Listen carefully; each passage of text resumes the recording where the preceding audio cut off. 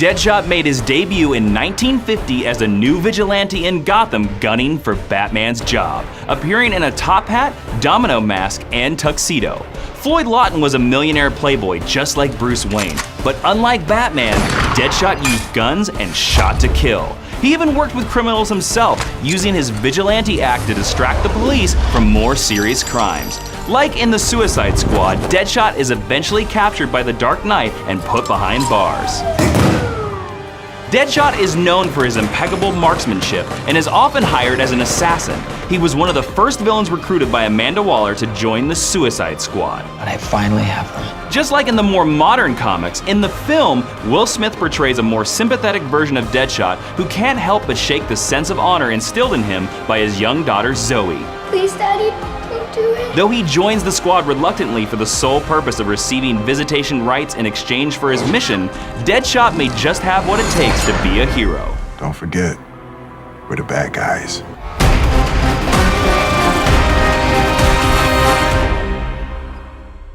The Joker debuted less than a year after the Batman himself in 1940's Batman #1. He was introduced as a remorseless murderer terrorizing Gotham by poisoning public figures using his Joker venom. Originally intended to be killed off in the first issue, he was thankfully granted a last-minute reprieve by the editors and has continued to simultaneously terrify and delight audiences for more than 75 years.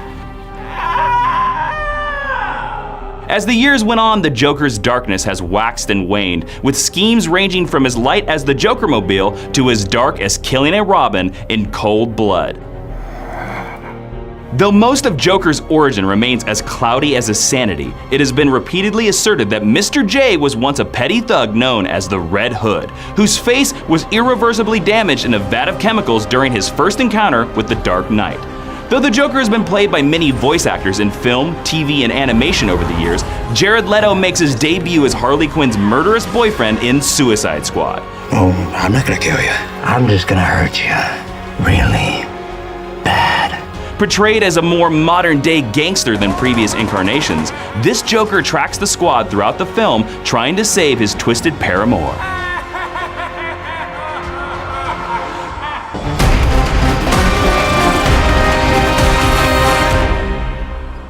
Christopher Weiss, otherwise known as Slipknot, first appeared in 1984 in the comic Fury of Firestorm number 28. A scientist who created durable ropes to help himself commit crimes out of the reach of authorities, Slipknot quickly found himself at the mercy of Amanda Waller and was installed on the Suicide Squad.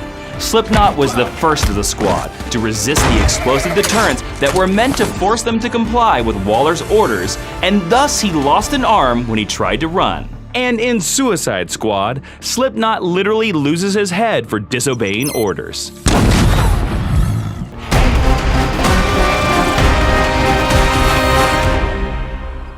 Unlike every other member of the Suicide Squad, Harley Quinn's first appearance was not in a DC comic book. What? Instead, she was created in 1992 by Paul Dini and Bruce Timm for Batman the Animated Series. Originally designed to be a simple one-off henchman for the Joker, Harley was a major hit with fans and quickly developed a life of her own, inspiring a 1994 graphic novel called Mad Love, which recounted her origin as Joker's psychotherapist turned devoted paramour. By 1999, she had found her way into mainstream DC Comics continuity and eventually launched her own successful ongoing series. You're welcome. She left Mr. J behind and even started her own gang. Hey guys, I'm back! One of DC's most popular anti-heroes, Harley Quinn comes to screen for the very first time in Suicide Squad. You ever been in love? In a performance that honors the rich history of the character while embracing a tortured sadness all its own.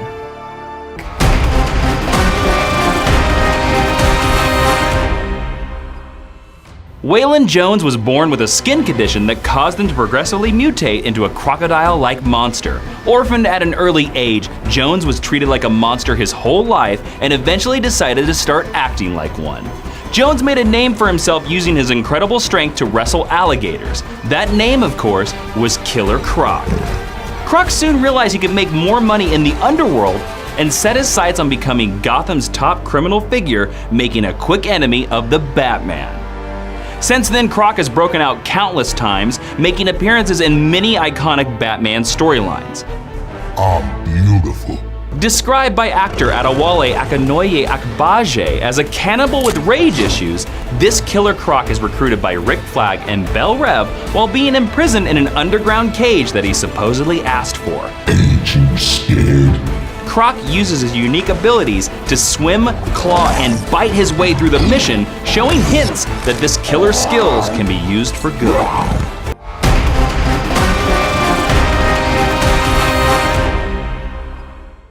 Tatsu Yamashiro was just an average Japanese girl with above-average martial arts skills. She was caught in a love triangle between two brothers, Masao and Takeo Yamashiro. She chose Masao as her husband, which greatly angered Takeo, a Yakuza member who sought vengeance against his twin. Masao was slain by his brother using the mystical Soul Taker sword, which traps the souls of those it kills within. Witnessing her husband's death, Tatsu disarms Takeo and is amazed to hear her husband's voice come from the sword. Katana went on to train under a master called Tadashi and engaged in superheroics for decades with the Outsiders and the Birds of Prey before voluntarily joining the Suicide Squad as Rick Flagg's personal bodyguard. This is Katana. She's got my back. Karen Fukuhara's portrayal of Katana in Suicide Squad stands out from the rest of the team as she is the only squad member who is not a criminal and fights willingly. Though as Fukuhara puts it, her character has morals and codes, but she can still slice up hundreds of people without taking a breath. Hell yes. You got a boyfriend?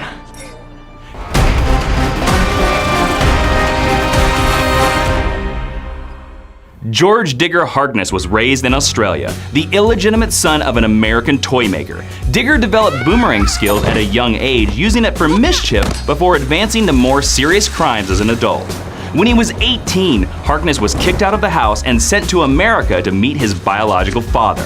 His father's toy company happened to be launching a toy boomerang at the time and needed someone to portray the mascot, Captain Boomerang. Guess who got that job?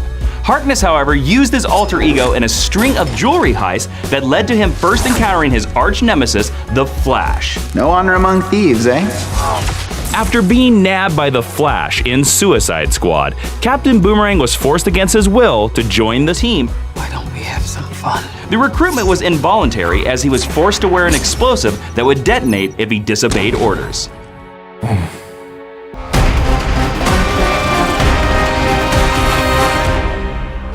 Enchantress first appeared in Strange Adventures number 187. In her first story, June Moon was a freelance artist who, while partying at an old castle, becomes empowered by a demon to fight evil by taking on the powers of the Enchantress. All she has to do is say the word Enchantress. and she becomes a powerful witch capable of fighting monsters. Go get it, girl. She next appeared as a villain, beginning her legacy as a dangerous character who was unable to control her powers. She was recruited into the Suicide Squad on the condition that she could keep her powers in check, but this proved more difficult than June suspected. Enchantress has been in and out of mental hospitals for years, sometimes emerging a hero, but many times succumbing to her dark side. In Suicide Squad, Enchantress is the most powerful member of the team, if only June Moon can keep her in check. With the rise of her evil brother Incubus, things only get harder for the squad. This is complicated by the fact that June and the team's leader, Rick Flagg, are in love.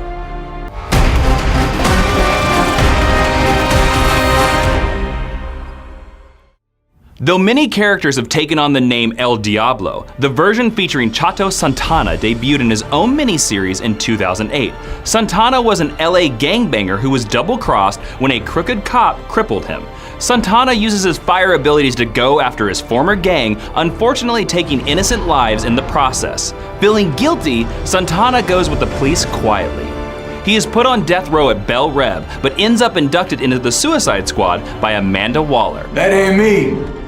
That wasn't you. Actor Jay Hernandez plays El Diablo in the film in a heartbreaking portrayal. During an argument with his wife Grace over his criminal activity, El Diablo loses his temper and accidentally unleashes his powers, killing his family in the process.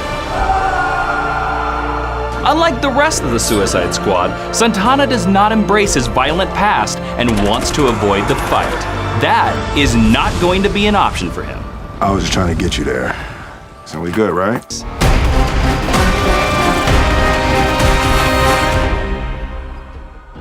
Amanda Waller was introduced in 1986 as a widow who worked her way up to congressional aid before discovering the existence of the previous incarnations of the Suicide Squad. She led A.R.G.U.S and oversees Task Force X, running the team with autonomy and often defying orders and putting her personal wishes above those of the U.S. government. I want to build a team of some very bad people who I think can do some good. Waller has no problem doing bad things for the greater good of the country. That's gangster. Viola Davis brings a new, confident edge to Amanda Waller as she enters the DC Extended Universe. Do your worst, bitch.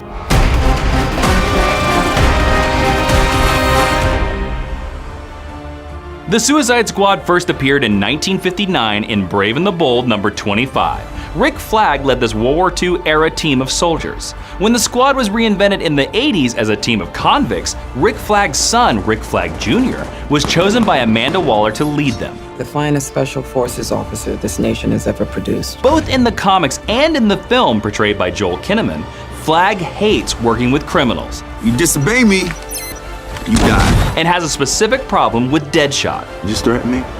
Yeah. But does not shy away from standing up for his comrades, even against Waller. I'll accept the consequences. I am your consequence. That's all the time we have. Thanks for watching Squadtroductions, and don't forget to learn the whole story with Suicide Squad on Blu-ray and digital HD. I'm Jason Inman. I'll see you in Bel Rev.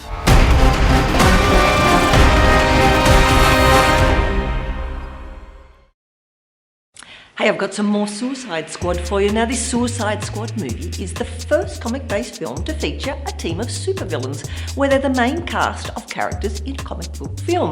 Also, the majority of the cast got the tattoo squad in honour of the film. Now, the tattoos were even applied by some of the cast members, Margot Robbie and Will Smith. And the tattoos were done at Harley's tattoo parlour in reference to Robbie's character, Harley Quinn. Now, who is your favourite character from the Suicide Squad? Let us know in the comments below. Mine, without a doubt, is Margot Robbie's Harley Quinn. Now keep it tuned to Film Is Now movie trailers for everything movie related.